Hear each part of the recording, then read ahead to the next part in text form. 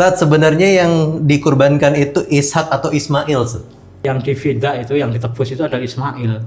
Orang Yahudi mengatakan itu Ishak. Wa kadzabatil Yahud. Orang Yahudi bohong. Ya. Hitler kan menganggap sebagai ras paling hebat di dunia. Sementara Yahudi juga merasa mengaku begitu. Ya, ini kan oleh Hitler diuber-uber. Katanya Hitler matinya di Garut, betul. Halo guys, selamat datang kembali di channel Anak Bos alias Anak Boarding School, dan masih bersama saya Putra, Bibul, dan guru kita yang sedang kita eksploitasi, keilmuannya. Subhan Hidayat. Ustaz Subhan Hidayat. Masya Allah. Insya Allah, alhamdulillah, Ustaz. Masih berlanjut Ustaz kita, episode kita, alhamdulillah. Dajjal sudah, Yajud Majud, alhamdulillah, gambaran sudah. Lalu sampai menjelang ditiupkan sangkakala ya Ustaz ya. Berarti sudah ya. Cuman intermezzo sedikit nih Ustaz. Mumpung mau masuk bulan-bulan apa nih? Idul Adha ya. Bulan kurban. Pertanyaan dari netizen Ustaz. Tahu-tahu ada pertanyaan. Mantap. Unit bagus. Tat, sebenarnya yang dikurbankan itu Ishak atau Ismail? Yang dikorbankan siapa? Kalau yang disembelih kan jelas kipas. Nah, yang disembelih kan jelas domba tuh Tat ya. Nah. Tapi kalau yang boleh deh Tat. Ini gimana nih Tat nih? Ya. Bismillahirrahmanirrahim. Pertama, mengenai siapa yang dikorbankan ini penting nggak ditanyakan. Iya. Karena sebenarnya mengetahui siapa juga nggak penting-penting amat sebenarnya. Gitu Tat. Cuman ya pentingnya itu begini, karena dibawa ke ranah politik. Siapa yang dikorbankan berarti dia adalah yang mendapatkan kemuliaan lebih dari Allah, keistimewaan. Ya. Sehingga akhirnya ada klaim Ishak yang disembelih, berarti kan Ishak itu jalurnya ke orang-orang Israel, Bani Israel. Mereka mulia karena disembelih kan mulia. Mau dikorbankan. Kemudian gitu. Ismail itu Abul Arab, bapaknya Arab. Jalurnya ke Nabi Muhammad. Akhirnya disitulah terjadi Perdebatan. Tapi izin Tat. ya. Potong sedikit Tat ya. Kalaupun Ishak yang ingin disembelih saat itu Tat misalnya. Ya. Kan sebenarnya Ismail kan juga sudah dikurbankan Ustaz. Waktu ditinggalkan bersama Siti Hajar sendiri gitu di Mekah saat itu gitu kan. Itu kan bukannya sudah dikurbankan sebenarnya Ustaz. Dikorbankan. Bahkan cukup ekstrim gitu kalau menurutku pribadi kisahnya ya. Iya. Di saat itu di negeri yang tandus, nggak ada siapa-siapa, bahkan nggak ada kehidupan, lalu ditinggalkan di situ atas landasan perintah Allah gitu misalnya waktu itu kan. Karena kan Nabi Ibrahim aja sampai nggak bisa nengok kan. Karena mungkin kalau nengok pasti nggak akan tega gitu. Terus timbullah pertanyaan, apakah ini perintah Allah?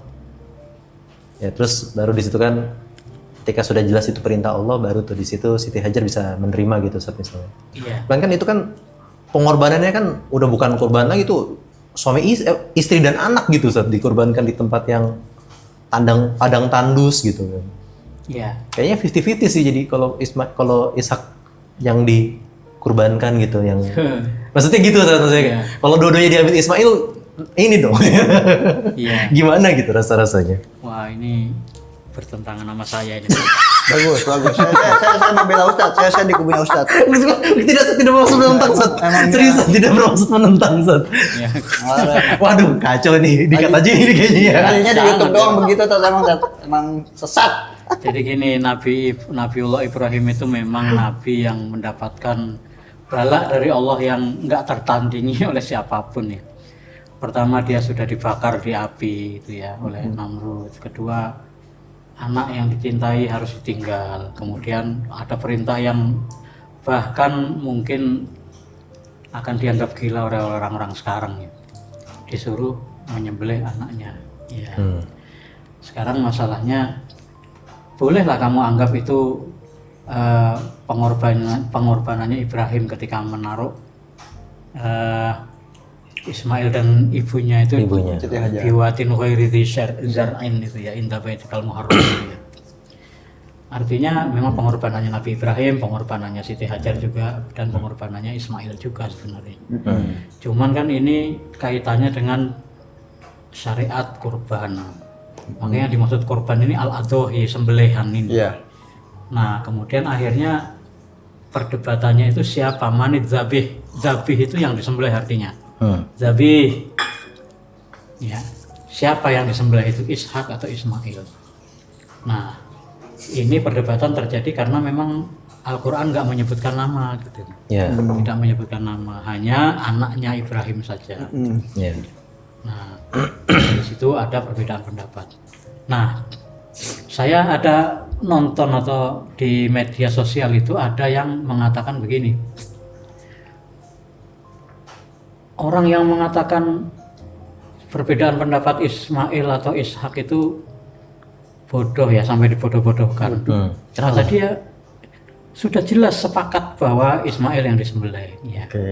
Nah, orang yang mengatakan sepakat itu mungkin kurang tepat ya. Saya punya kitab judulnya Al-Hawi lil Fatawi miliknya Imam Suyuti. Ini kan isinya beberapa fatwa. Kemarin fatwanya yang kita baca itu mengenai umur dunia 7.000 tahun itu, juga dari Al-Hawi jilid 2. Sekarang dari Al-Hawi jilid 1 ini ada karangan beliau Al-Qaulu Al-Fasih fi Ta'yini Zabih.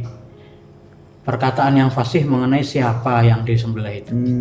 Nah, kata Imam Suyuti begini. Al-khilafu fi dzabihi ma'rufun masyhurun bainas sahabati. Perbedaan mengenai siapa yang disembelih itu sudah masyhur sejak zaman sahabat. Ya. Faman ba'dahum dan orang-orang sesudahnya. Walikullin minal qaulaini hujaj.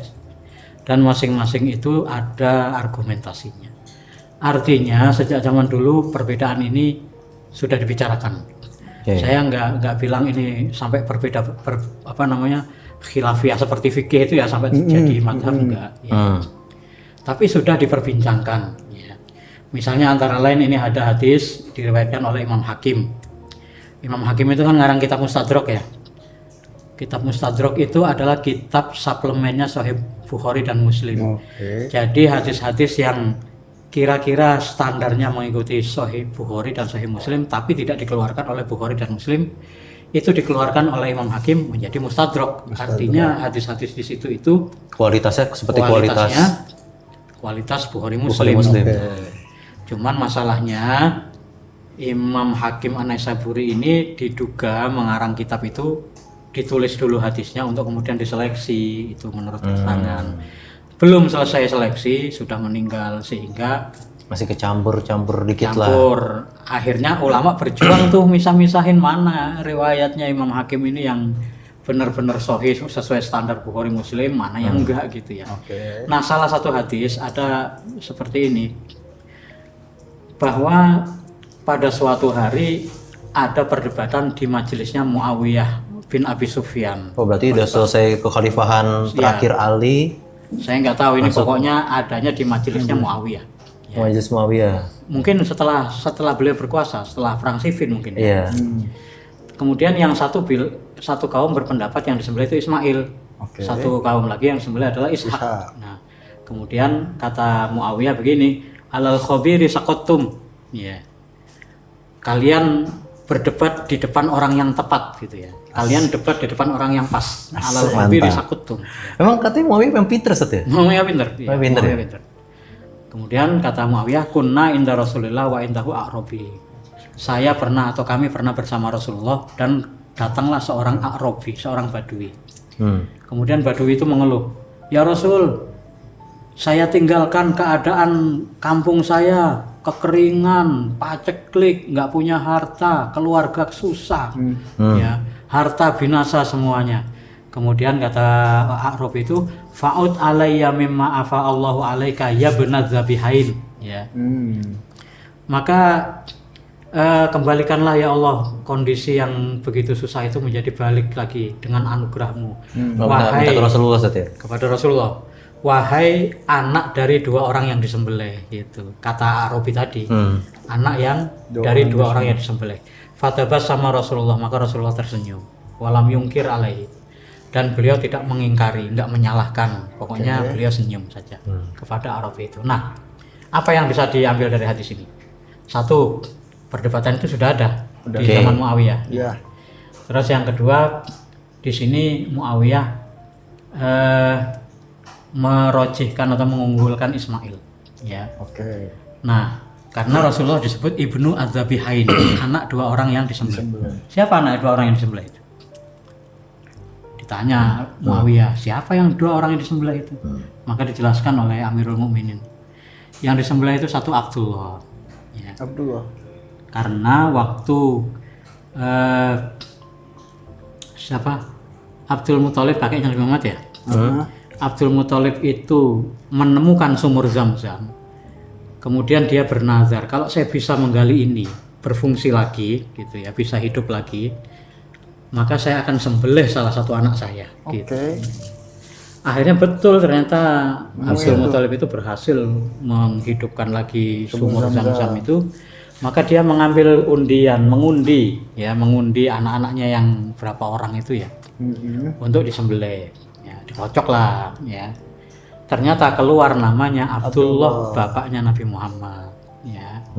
Karena keluar namanya Abdullah, langsung ambil parang, siap-siap Mau disembelih. Akhirnya saudara-saudaranya nggak terima, jangan saya aja gitu ya. Saking karena anak paling kecil, Anak paling disayang kali saat itu ya. Paling bontot. Nah akhirnya salah seorang bijak di situ ngomong irdo robbaka wafdi ibnaka gitu ya. Ambil ridho Tuhanmu tapi tebus anakmu. Ambil ridhomu kan bisa jadi dengan nyembelih anaknya itu ya. Tapi kata dia tebus anakmu. Akhirnya ya udah Abdullah ditebus dengan onta 10 ya. Diundi, undiannya cuma 2 nih, Abdullah sama onta 10 gitu. Masukin foto kocok. Diundi keluar namanya Abdullah lagi. Karena keluar Abdullah lagi, Tambahin lagi ontanya 10 gitu lagi. saja. Iya, diundi lagi 10 lagi. Sampai 10 kali baru keluar nama onta. Akhirnya Abdullah itu harus menyembelih 100 ekor onta. Abdul Muthalib itu. Sebagai ganti dari Abdullah. Nah, itu zabih yang pertama. Juragan onta kan memang kan. Juragan onta, pemilik onta. Iya. Akhirnya bapaknya Nabi Muhammad disebutnya zabih, orang yang hampir disembelih gitu ya. Hampir disembelih. Nah, yang disembelih satu lagi siapa? Zabih satu lagi. Ya, keturunannya. Ya. Ismail, jelas Ismail. Karena jalurnya Nabi Muhammad hanya Ismail. Ya, enggak ke Ishak. Enggak ada Ishak. Bahkan katanya Ishak itu sama sekali enggak masuk ke tanah Arab ya. Beliau masih di situ. Masih di Palestina kalau Palestina ya. Ya pernah menginjak ke tanah Arab. Nah, ini berita dari Muawiyah ya. Nah, mengenai hadisnya itu dari Al-Mustadrak ya. Banyak yang nyebut hadis ini dhaif ya karena banyak rawi yang tidak dikenali gitu ya.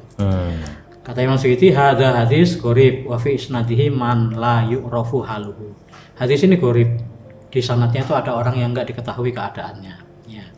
Nah, itu pertama, mengenai perdebatannya ada sudah dulu ya. Tapi masih pertanyaan hadisnya berarti belum tentu sahih tadi. Belum menetapkan nih siapa Ismail atau secara pasti. Nah, sekarang dari sudut pandang saya. Nah, kita ngaji sekarang ayat Quran. Kita ngaji. Nah, ini tadi.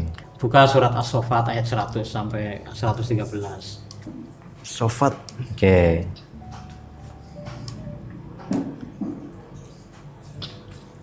As-Saffat ayat berapa tadi? 100 sampai 113 tadi? Iya. Oke ya. Ayat 100 bunyinya begini. A'udzubillahi minasyaitonirrajim. Bismillahirrahmanirrahim. Rabbi habli minas solihin.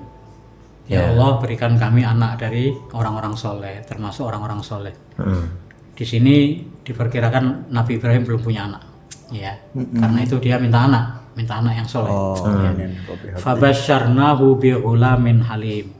Lalu kami beri kabar gembira ada anak yang halim. Halim ini lawannya jahil, ya. Oh iya. Halim, nggak gampang marah, penyabar ya. Bighulamin halim. Jadi Nabi Ibrahim diberi anak, kabar gembira ya, anak. Tapi anaknya nggak disebut namanya, disebut enggak. Terus lanjutannya falamma balagha ma'ahu sa'ya qala ya bunayya inni ara fil manam anni adzbahuk. Ketika anak yang gulamin halim ini sudah sampai usia berusaha, sa'ya ini berusaha bukan berjalan ya. Iya. Jadi jangan dibayangkan habis apa yang mau disembelih ini usianya kecil nggak, jangan, udah sa'ya. Kerja Sa'ya bersamanya itu ya. sudah mandiri, sudah bisa ngurusin diri sendiri, sudah bisa berusaha ya, sa'ya. Ya tuh. Baru terus lanjutannya saya bermimpi saya menyembelih kamu. Nah, di sini akhirnya ayat 102, ayat 103, ayat 104, 105, 106 itu menceritakan penyembelihan, ya kan? Menyembelih siapa? Menyembelih anaknya Nabi Ibrahim yang nggak ada namanya itu, yang nggak disebut namanya itu, Ibrahim Halim. Nah, baru setelah ayat 112 ada bunyinya begini, wa basyarnahu bi ishaqa nabiyyan minas sholihin. Dan kami beri kabar gembira dengan Ishak sebagai nabi dari kalangan kaum solihin. Tadi diberi kabar gembira anak yang nggak disebut namanya, sekarang diberi anak namanya Ishak. Sekarang saya tanya, menurut Putra dan Bibul, yang ada di ayat 101 itu Ishak atau bukan? Terus di 112-nya itu kan baru innahu min ibadina. Ya. Oh. Ya, anak yang nggak ada namanya kira-kira Ishak atau bukan? Bukan lah kalau Karena kalau ngelihat sejarahnya kan Nabi Ismail tuh lebih dulu lahir Ustaz ya. betul. Ya, tanpa membahas itu coba. Apa bahasnya? Tanpa membahas itu kita lihat aja ayat 112 itu Iya. menyebutkan Ishak. Ishak. Nah. Ya, apakah yang atas itu sama Ishak juga? Ya. Nah, itu menurut ahli tafsir kalau dianggap Ishak juga yang di atas, maka jadi nggak ada maknanya. Maknanya jadi terlalu berlebih-lebihan atau mengada-ada gitu kata ahli tafsir. Karena Ishak disebut di sini. Jadi kan ceritanya gitu. Iya. Diberi kabar dengan anaknya ini disembelih bla bla bla bla. Setelah itu dikabarin lagi. Iya. Kami berikan Ishak. Nah, Iya. berarti yang disebut Sebelumnya bukan yang disebut belum yang nggak ada namanya ini adalah anak Nabi Ibrahim yang lain. satu lagi. Berarti gitu kan kesimpulannya. Iya. Siapa ayo? Anak Nabi Ibrahim yang lain. Ismail lah. Ismail lah. Ismail. Emang Nabi Ibrahim anaknya cuma 2? Yang saya kenal sih Yang dua. kita tahu sih itu. Saya kenal yang Emang saya apa kenal salah itu? dua. Kalau nggak salah, Nah, coba. Kenalin yang saya nggak kenal coba. kan kalau istri 2 tuh, karena kan dikasih dari. Pernah nonton Hunger Game nggak? Gimana tuh Ustaz? Yang pertama, Hunger Game yang pertama. Oh ya pernah nonton yang pertama saya nonton. Kan itu di akhir film itu ada lagunya judulnya Abraham Daughter itu ya. Ya. Itu diceritakan itu cerita mengenai Ishak dibawa ke lembah mau disembelih, diikuti oleh anak perempuannya. Iya tuh. Anak perempuannya itu yang protes, kenapa Ishak disembelih gitu. Anak itu ditanya oleh malaikat, siapa namamu? Kata anak itu, my father never give me one gitu ya. Bapakku nggak pernah ngasih nama saya nggak punya nama. Dia ada kan. Tapi itu lagu ya, ada beneran apa enggak? Itu lagu. Kalau nggak salah dia punya anak perempuan namanya Keturah begitu ya, Nabi Ibrahim. Oke. Cuman kan anak-anaknya yang lain itu nggak masuk, nggak mungkin Iya. dibahas di Quran ya. Iya. Karena yang dibahas di Quran itu yang jalur yang menjadi Nabi Ishak sama Ismail. Betul. Berarti yang disebut di ayat 101 ini adalah Ismail. Kemungkinan besar Ismail. Bukan kemungkinan besar lagi, menurut ahli tafsir ini sudah nas. Ismail. Walaupun namanya nggak disebut, tapi ini sudah nas sebenarnya bahwa Oke. ada Ismail yang disembelih itu. Ya, yang disembelih itu Ismail. Itu satu. Ya. Argumen pertama bahwa Azabih itu Ismail. Kemudian yang kedua, apa argumennya? Argumennya itu ada hadis Sahih atau Hasan gitu ya, yang menceritakan bahwa Nabi Muhammad itu menyuruh salah seorang sahabat nutupin kepala kambing yang digantung di Ka'bah. Nutup Jadi kepala kambing. Kornai Al-Kabsi, dua tanduknya kibas itu dipajang di Ka'bah. Kibas tuh apa? Kibas itu yang menjadi tebusan itu.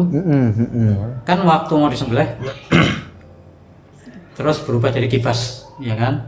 Atau Nabi Ismail mau disembelih nggak bisa, terus diganti kibas. Kibasnya itu kan besar bertanduk gitu ya. Nah itu tanduknya masih terpelihara sampai zaman Nabi. Sampai zaman Nabi Muhammad itu masih dipajang di Ka'bah. Kemudian kata Nabi Muhammad, tutupin itu karena ganggu kehusuan sholat. Jadi nggak boleh ada yang ganggu kehusuan sholat, walaupun itu kaligrafi gitu ya. Makanya kata ulama, kaligrafi jangan ditaruh di depan pengimaman gitu ya, ganggu kehusuan orang sholat. Kalau di Ka'bah kan itu kaligrafi semua tuh. Iya, Adkil. mungkin bisa masuk itu ya. Bisa masuk seperti itu ya. Di Ka'bah itu kiswahnya itu isinya kaligrafi semua ya. Betul. Nah mungkin kalau dengan ayat-ayat Quran beda ya. Karena ini Oh ya, ini mah bukan kaligrafi ya. Bukan kaligrafi. Jelas itu tanduk gitu. ya. Tapi betul ulama itu berfatwa sebaiknya bagian depan orang sholat Sholat jangan nggak usah. Jangan ada jangan apa-apa, ada kan? apa-apa yang ganggu ya. Jangan ada apa-apa yang ganggu. Nah, nanti malah baca kaligrafinya, memastikan ayat Qurannya itu apa Apalagi gitu. kalau ya diukirnya begitu ribetnya dia Apa ya, ya? kepikiran sambil sholat mikirin dari mana cara bacanya. Wah. Kan gini Sat ya, kalau kita mengacu sama ayat ke 111, 112 ya Sat ya tadi ya. Ini saya izin bahas di 111-nya sih Sat. Innahu Innahu min ibadina mu'minin. Nah, 113-nya sih Sat nih. Wa basyarnahu bi Ishaq nabiyyan. 12 dong. Ya itu 12 ya, 12 Sat. Dan kami kami telah memberi kabar gembira kan Sat ya maksudnya ya. Bi Ishaq dengan Ishaq nabiyan, seorang nabi gitu kan. Apakah setelah kejadian itu maka Allah bilang gitu, nih anak kamu pun sekarang menjadi seorang nabi yaitu Ishak. Artinya masih melanjutkan yang tadi gitu tuh. Masih memungkinkan nggak sih Tat? Ya, memang ada pembahasan itu bahwa ini argumennya yang kedua yang menyatakan bahwa Ishak itu yang disembelih. Oh gitu, masih ada argumen lagi Tat berarti ya? Bahwa Ishak itu diberi kabar gembira kepada Nabi Ibrahim itu sebagai nabi gitu ya. Oke. Sebagai nabi. Cuman kan urutan kisahnya yang diceritakan disembelih itu kan Gulamin Halim ini baru kemudian Fabasyarnahu bi Ishaq gitu ya. Jelas yang atas itu bukan Ishak. Secara apa namanya? Ya secara logis saja. Kalau Ishak juga yang itu, misalnya Fabasyarnahu bi Ishaq, kemudian cerita penyembelihan, kemudian Fabasyarnahu bi Ishaq lagi gitu ya. Itu dari segi tafsir jauh ya. Artinya ulama nggak berpendapat seperti itu. Ya. Nah, kemudian itu kita amanin dulu ya argumentasi orang-orang yang mengatakan bahwa Ishak yang Ismail yang disembelih satu ini tadi tafsir seperti ini. Oke. Kemudian mengenai tadi kepala kambing tadi. Kepala kambing itu kata Ibnu Katsir begini, Ibnu Katsir ngomong begini, hadza dalilun mustaqilun ala an-nadzabi Ismail. Adanya kepala kambing di Ka'bah itu adalah dalil tersendiri bahwa yang disembelih adalah Ismail. Fa inna Quraisyan tawarasu qarnail kabsi alladzi futiya bihi Ibrahim. Karena Quraisy itu mewarisi turun temurun itu kepala saat kambing itu ya. Khalafan an salaf gitu ya. Diwarisi terus menerus. Nah, kalau kalau itu disembelihnya di Ishak, sementara harusnya di Ishak Palestina harusnya. di Palestina jauh sekali. Jauh sekali. Tentu nggak diwarisi oleh orang-orang Quraisy. Masuk gitu ya. tabelnya tuh. Kecuali Nabi Ibrahim pernah menjenguk sambil membawa itu. Si Terus Ishak tujuannya apa gitu ya? Atau jangan-jangan itu pala kambing yang itu salah satu yang dari Abdullah Ustaz. Kan memang kuncian Ka'bah kan memang. Oh bukan, yang Abdullah itu unta yang disembelih. Unta, Ya, unta yang disembelih. Oh nggak mungkin ada tanduk tadi ya? Iya, Oh iya iya iya. Iya nggak ada unta datang. Oke. Betul. Nah itu ini tanduk ini tetap ada sampai Ka'bah kebakaran, habis itu hilang. Tanduknya ikut kebakar, sayang sekali ya. Padahal itu Bisa salah jadi satu ini satu warisan. Iya. Nah, udah tuh. Kemudian itu dalil kedua bahwa apa namanya Ismail yang disembelih. Dalil ketiga tadi Ibnu Zabihain tadi yang riwayat di Mustadrak tadi. Kemudian yang berikutnya adalah apa ya? Di ayat lain itu begini, Ishak itu wabasyar Nabi Ishak wa min waroi Ishak Yakub gitu. Kami beri kabar gembira dengan Ishak dan setelah Ishak kami beri kabar gembira adanya Yakub. Kepada kabar gembira ini dikatakan kepada Nabi Ibrahim. Ya artinya Nabi Ibrahim itu sudah diberitahu bahwa setelah Ishak itu ada Nabi lagi. Ada nabi lagi namanya Yakub. Misalnya nih Ishak yang disembelih, Ya tentu Ibrahim nanya dong, katanya nanti ada Yakub belakangnya kalau saya disuruh mati ini. Atau mungkin setelah disembelih kejadiannya. Enggak. Oh gitu ya. Enggak. Masih berargumen bisa. Lanjut Tata. Nah, itu ya. Nah, itu dari segi apa namanya? Ismail yang disembelih. Ya, Ismail yang disembelih. Terus kita beranjak ke orang-orang yang mengatakan bahwa yang disembelih itu adalah Ishak. Ini adalah pendapatnya Ibnu Jarir at-Tabari yang sangat sangat dipegang teguh oleh Ibnu Jarir dan diikuti oleh pengarang kitab yang kemarin saya kasih tahu itu Nihayatul Arab fi Fununil Adab. Ya, di jilid 14 itu diceritakan kisahnya Nabi Ibrahim sama Ismail itu. Ya, saya ceritain nggak? Ceritain dong, Kak. Jadi gini, Gimana, Ustaz? kan Nabi Ibrahim kawin dengan Sarah nggak punya anak. Ya. Kemudian kawin dengan Hajar, ada latar belakangnya apa nggak usah saya ceritakan. Kemudian punya anak Ismail. Kemudian adalah kecemburuan ya. Tapi sebenarnya itu perintah Allah, cuman memang latar belakangnya itu. Ya. Kemudian Nabi Ibrahim membawa Ismail dan Siti Hajar ke itu lembah yang ada zam-zamnya itu. Ya, dari Palestina dibawa nih, Ustaz. Ya, Perjalanan jauh sampai Mekah. sampai Belum. Mekah. Ya. Terus ditinggal, bayangin. Terus ditinggal. Masya Allah, ya. Ditinggal itu ya akhirnya kisah penemuan Nabi air zam-zam kan. Iya, Kemudian Zam-zam. mulai ada orang berdatangan situ minta izin, ya, boleh nggak kita ikut meramaikan daerah ini? Silakan. Ini air untuk semua orang. Berarti tadi itu padang tandus, Nggak ada nggak ada penduduk. Haram itu ya. Ya nggak ada apa-apa di situ. Akhirnya mulai rame. Nah di kitab Nihayatul Arab ya ceritanya gini. Setelah itu Hajar meninggal, terus Ismail menikah. Ketika Ismail menikah, Ibrahim dengar kabar Hajar meninggal dan kangen sama anaknya. Datang ke situ. Kemudian Ismail lagi nggak ada, ketok-ketok. Ya. Kata istrinya dari dalam, Assalamualaikum gitu lah. Dari dalam itu langsung orangnya nggak ada. Ya. Suami saya nggak ada. Balik aja nanti. Ya udah, titip salam saja. Tolong ganti pintunya gitu kan. Nah, akhirnya pulang lagi kisahnya Nabi Ibrahim. Ada di kitab Nihayatul Arab itu misalnya. Mungkin ada di kitab-kitab lain juga, tapi yang saya baca di situ. Terus Ismail datang, dia sampaikan tadi ada tamu nyari, terus dia pesan apa? Pesan begini, suruh ganti pintu. Oh, ya udah, mulai sekarang kamu balik ke orang tua kamu. Loh, emang kenapa? Kamu saya cerai, gitu ya kira-kira. Dicerai karena Nabi Ibrahim nggak berkenan, karena nggak pakai dibukain pintu, nggak pakai apa, langsung orangnya nggak ada gitu. Orangnya nggak ada gitu. Nah, akhirnya tuh Ismail kawin lagi dengan seseorang dari Bani Jurhum gitu ya. Terus Nabi Ibrahim kangen lagi, datang lagi, ngetok pintu, salam, ada nggak tuan rumahnya? Dijawab dengan sopan, maaf, suami saya lagi nggak ada. Ya. Tapi silahkan menunggu kalau mau. Dari mana ya? Ditanya, dilayani dengan baik, langsung dijamu. Terus bahkan Nabi Ibrahim itu dikabarkan minta dicuciin bajunya. Ini tadi saya jalan nih, Karena kan dari Palestina ke tolong cuciin bajunya. Palestina ke Mekah itu kan lumayan lah ya. Jauh ya. Nah, ada riwayat beliau pakai buruk ya. Ada riwayat seperti itu. Nah, akhirnya dicuciin bajunya, terus minta makan. Apa yang ada kamu punya suguhan apa? Oh, punya suguhan ini. Begitu udah dihidangkan, kata Nabi Ibrahim, saya puasa. Ya.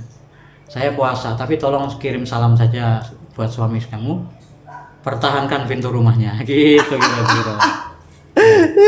Akhirnya Nabi Ibrahim pulang, dikasih tahu Ismail, suruh pertahankan pintunya katanya. Oh iya, itu bapak saya, dia ridho sama kamu, Nah, Nabi Ibrahim pulang, datanglah itu rombongan malaikat itu 3 orang itu. Yang datang kemudian ngasih kabar ke Sarah, kamu akan apa? hamil, punya anak ya. Kata dia Al itu anak ajus itu ya. Wa hadza ba'li syekhon, kalau nggak salah begitu ayatnya. Ya, tapi diberi kabar gembira bahwa dia akan punya anak. Akhirnya punya anak yaitu Ishak ya. Punya anak yaitu Ishak. Kemudian malaikat ini melaju menuju Nabi Lut untuk mengazab kaumnya Nabi Lut. Jadi Nabi Ishak itu lahir, Nabi Ishak itu diberi kabar gembiranya pas Nabi Lut mau disiksa. Nah, cerita di Nihayatul Arab itu terus si Ishak ini mulai gede, mulai akil balik nggak terlalu akil balik, disembelih gitu, disembelih. Jadi yang disembelih Ishak menurut riwayat yang dibaca di kitab Nihayatul Arab yang sumbernya dari tafsir At-Tabari sebenarnya ya. Sumbernya dari Tafsir Nah, kemudian di tafsir At-Tabarani itu banyak hadis-hadis yang mengatakan adzabihu Ishaq ya. Ini misalnya nih, ada hadis lah, banyak lah hadisnya lah ya. Di kitabnya Imam Suyuti ini banyak sekali hadisnya. Adzabih Ishaq itu ada beberapa riwayat ya. Nah, itu menjadi dalil bahwa yang artinya memang setiap pendapat ini ada hujahnya gitu. Iya. Ada hujahnya. Nah, terus dalil yang sangat dipegangi oleh Ibnu Jarir itu ini tafsir ayat yang keberapa tadi?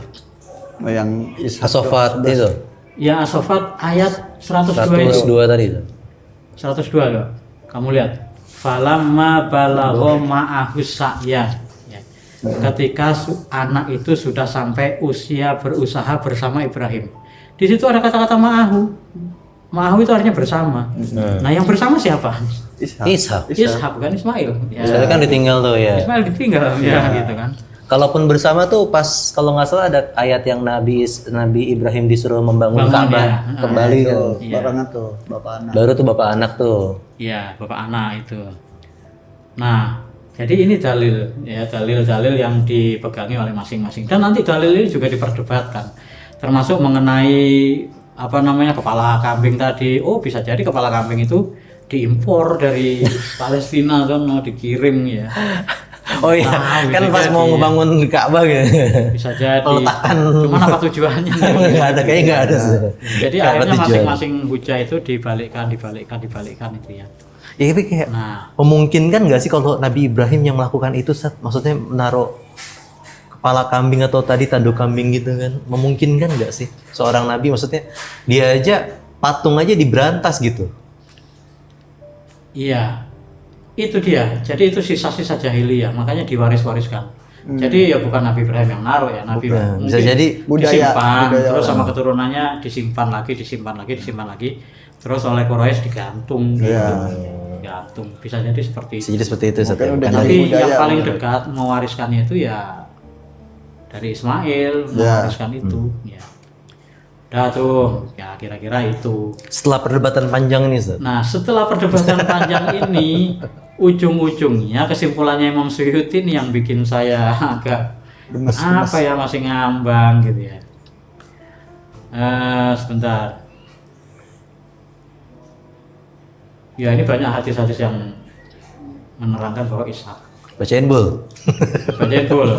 Kayak ujian CS ki saya nih baca kitab bodoh nih. Astar gundulnya nular boleh. Pada gondrong juga gundul.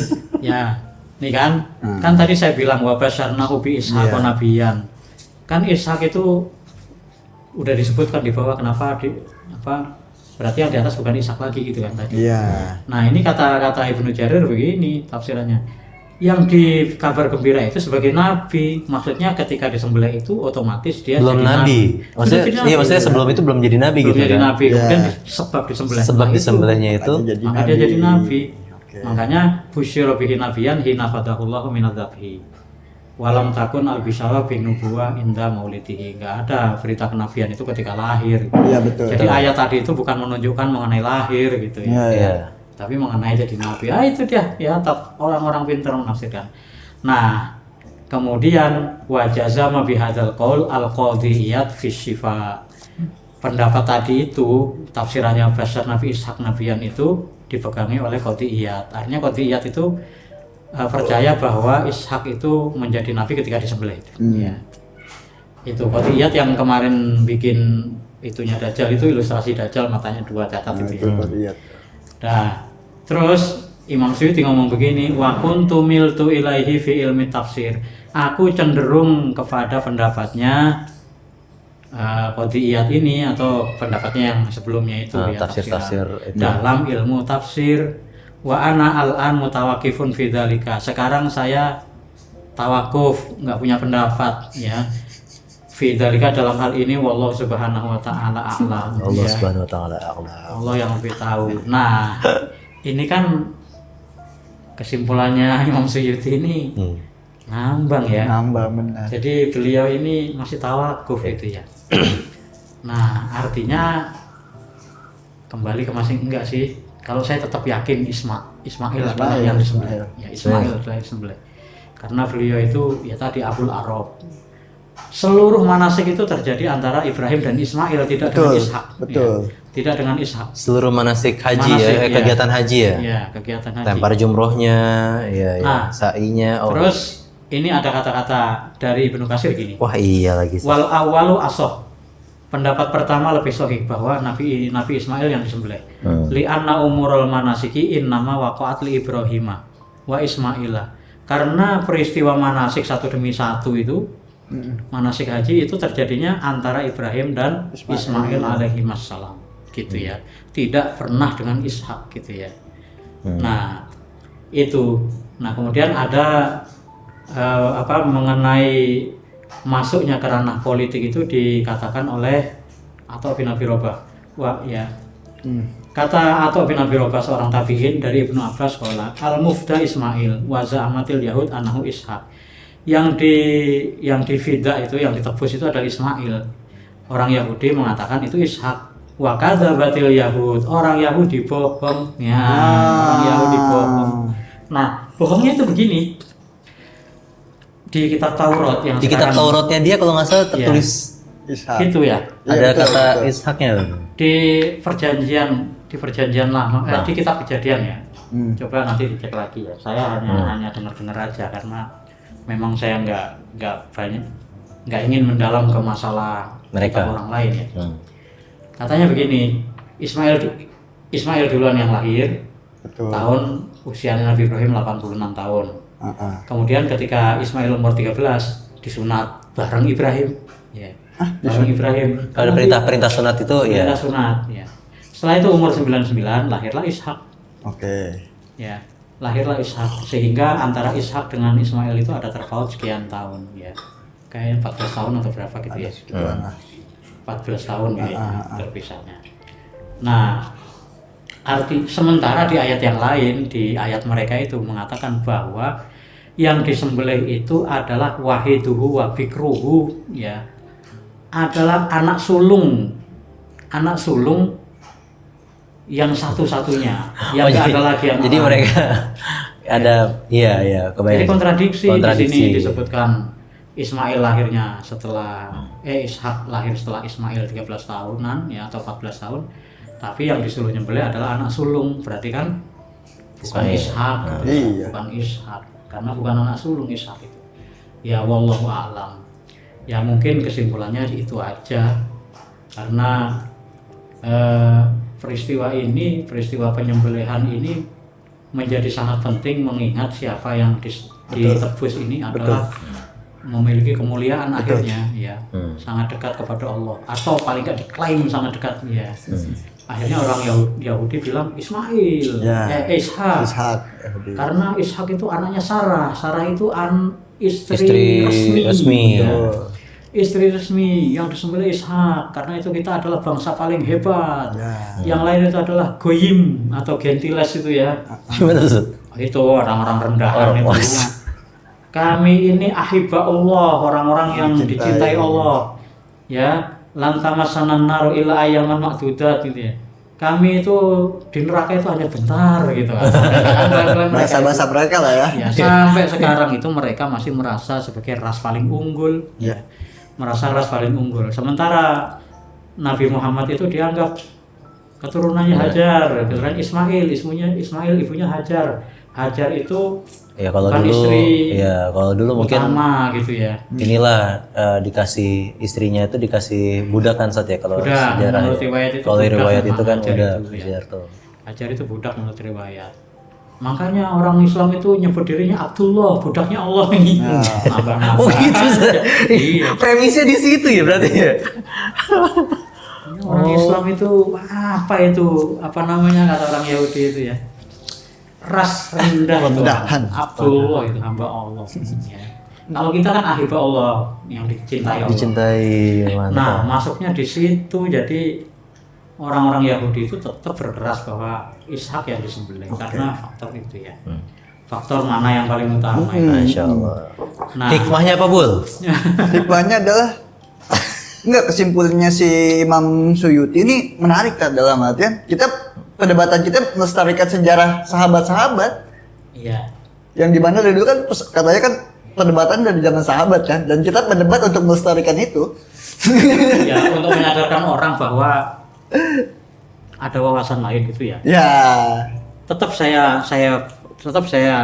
akan Kuat. mengajak dengan keyakinan saya Ya. yang disembelih Ismail. sama saya juga Ustadz. Cuman tetap di situ ada perbedaan pendapat. Dari dulu sudah ada Nah, perbedaan itu.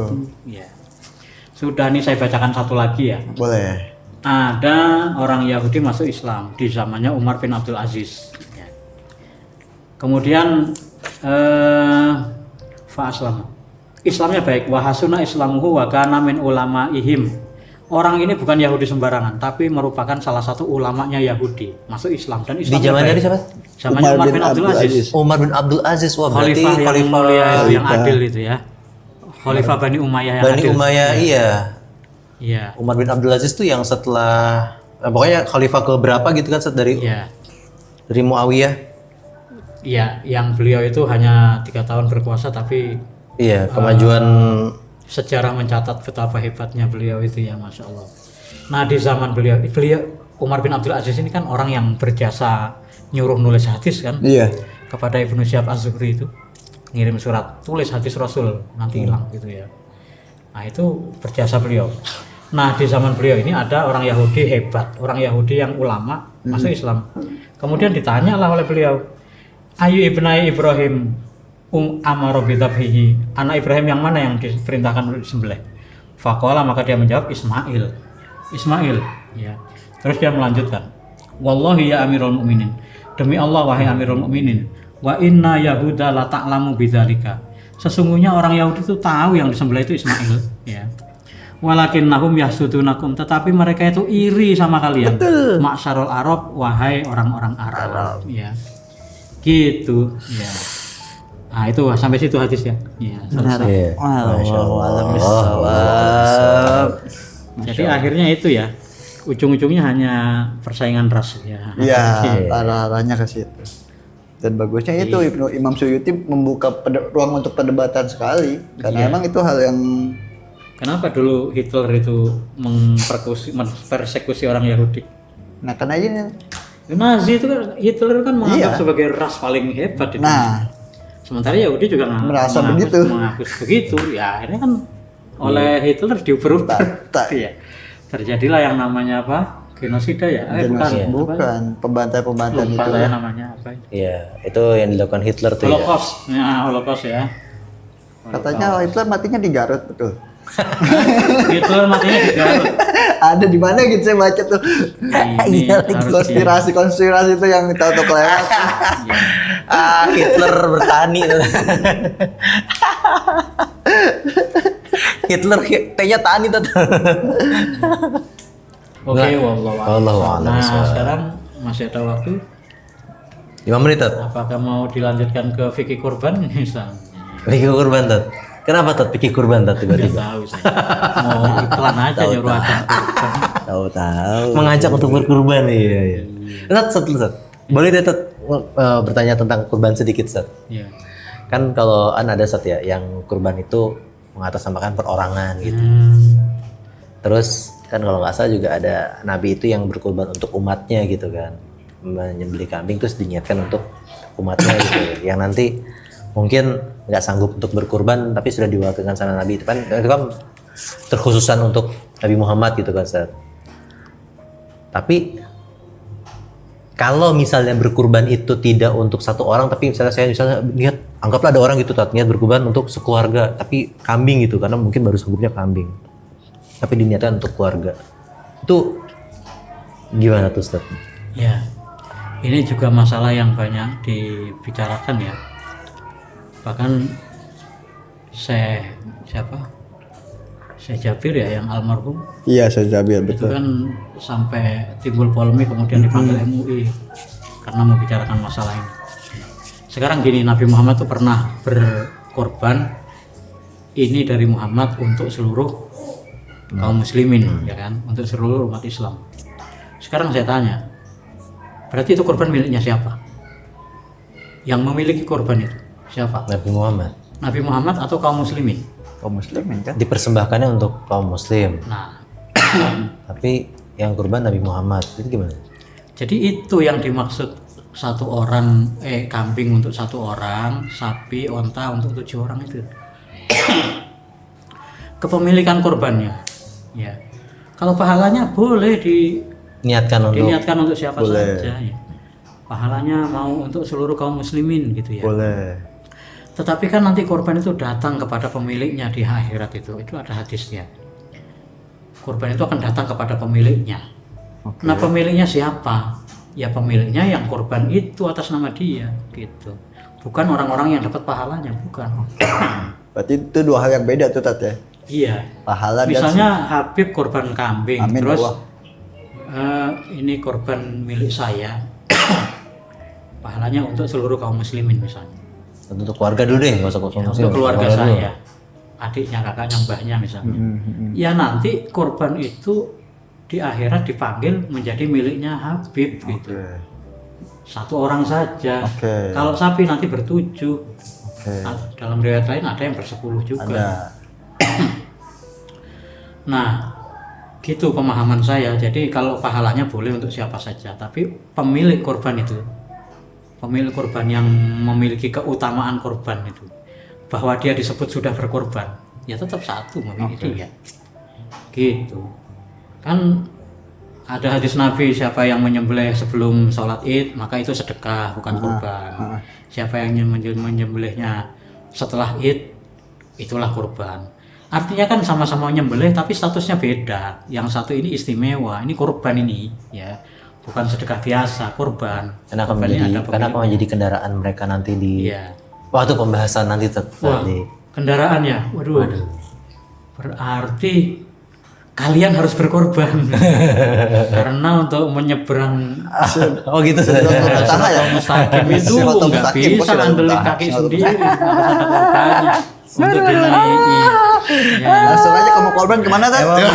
Panitia ya. Kami selaku panitia masuk endorse. Semua panitia nggak bisa ngeliat sikon ya.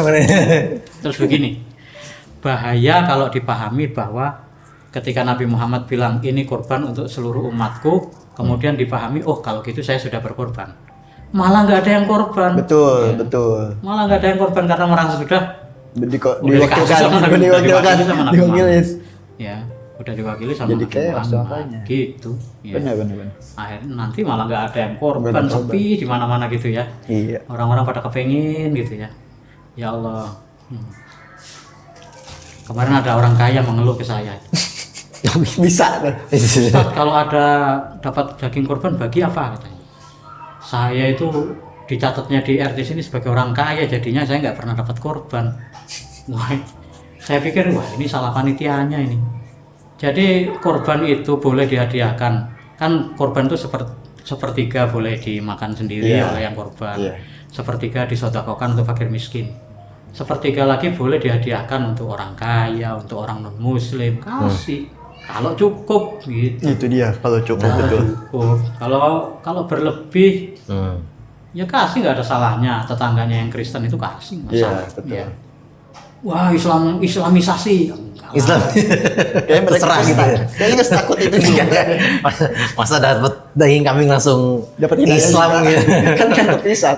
Atau Islamisasi. Mungkin ragu-ragu lah kita ngasih mereka ya. Masih jangan-jangan ada prasangka. Ya udah sesama muslim aja. Paling enggak rekan-rekan yang enggak. Tapi kalau dia kaya dan dia mengharapkan kurban itu kayak iya juga. Kemana sih? Apa dia tadi ada disclaimer di awal tadi Tat. Saya itu dianggap kaya gitu. Dianggap kaya. Nah, ini juga bener sih, ini salah juga sih kalau dianggap kaya ya. Iya. Betul. Iya, betul. Itu kenapa ya dipanggil Ibu? Siapa sih Juber? Oh, itu kamu cari sendiri aja. Ada itu ya. Intinya hanya klarifikasi saja. Berarti dia pernah buat statement yang salah atau nggak tepat, akhirnya dipanggil. Ya bukan salah atau nggak salah, itu maksudnya ranah khilaf. Kalau khilaf itu kan nggak bisa saling menyalahkan namanya khilaf ya. Betul. Karena masing-masing punya dalil. Iya, yang bisa disalahkan itu kalau pendapat itu saat itu mayoritas ngomong gini kok dia beda sendiri gitu ya. Nah itu bukan khilafiyah lagi itu. aneh, ganjil, ya janggal. Oke. Nah, kalau itu kamu baca Cari sendiri sendiri. aja. Oke. Allahu a'lam. Wallahu a'lam bishawab. Masya Allah. Masya Allah, mudah-mudahan ada manfaatnya. Amin. Kurang lebihnya mohon maaf. Wallahul muwaffiq ila aqwamit thoriq. Assalamualaikum warahmatullahi wabarakatuh. Waalaikumsalam. Itu penutupnya orang NU. Iya, bukan cow itu ya. Bukan, emang sesat ya. Ciao. Jemar mengaji walau otak kadang cabul. Anak boarding school tapi gaya tetap cool. Dulu masuk asrama yang katanya disiplin. Bangun subuh dipaksa, mata masih angin-angin. Guru galak, tugas numpuk hati pengen minggat tapi tetap di sini biar otak makin giat. Sering dihukum ustaz karena suka mencela. Pakai hafalan juz amma biar dapet pahala. Di balik sorban ada AirPods menyala. Dengerin ceramah sambil ngerap di kepala. Bukan anak pesantren cuma anak bos. Anak boarding school tapi gaya host. Kitab di meja, sneakers di kaki. Tetap ngaji walau kadang belum ngerti.